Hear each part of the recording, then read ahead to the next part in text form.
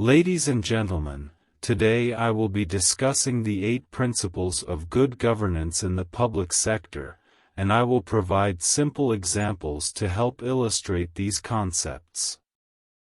Good governance is crucial for the effective and transparent functioning of public institutions, and these principles serve as a guide to ensure accountability, fairness, and efficiency in the public sector.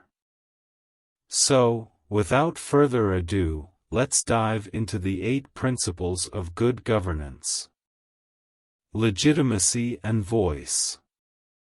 This principle emphasizes that institutions and processes should be inclusive, participatory, and representative of all stakeholders. For example, a city council holds regular public meetings where citizens can voice their concerns, opinions, and suggestions on local issues, allowing for democratic participation in decision-making. Direction. Public institutions should have a clear vision, goals, and objectives, which are communicated effectively to all stakeholders. An example of this principle in action is when a national government publishes a detailed policy document outlining its long-term goals for economic development, environmental sustainability, and social welfare. Performance. Governance requires the efficient and effective use of resources to achieve desired outcomes. In the context of performance, consider a government agency responsible for public health. To ensure good governance, they could regularly monitor and report on key performance indicators such as vaccination rates, disease prevention, and response times to emergencies.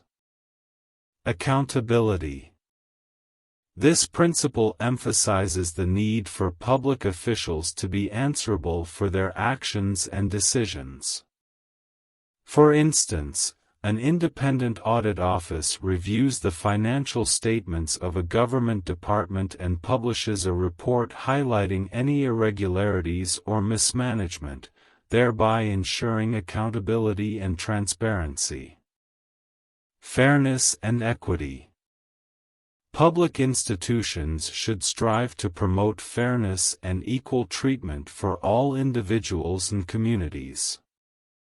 An example of this principle is when a city government allocates budgetary resources for infrastructure development in economically disadvantaged neighborhoods, aiming to reduce disparities and promote equitable access to public services. Transparency. Transparency entails openness, accessibility, and availability of information to the public. A government website that publishes detailed budgetary information, procurement contracts, and policy documents exemplifies transparency, as it allows citizens to access and understand how public resources are being utilized. Rule of law. Public institutions must operate in accordance with established laws, regulations, and procedures.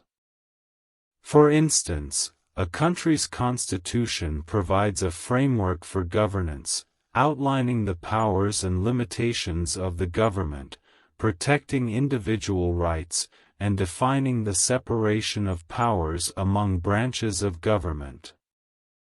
Integrity. This principle emphasizes the importance of honesty, ethics, and moral conduct in public service. An example of integrity in governance is when a public official refuses a bribe and reports the incident, demonstrating a commitment to upholding ethical standards and maintaining public trust.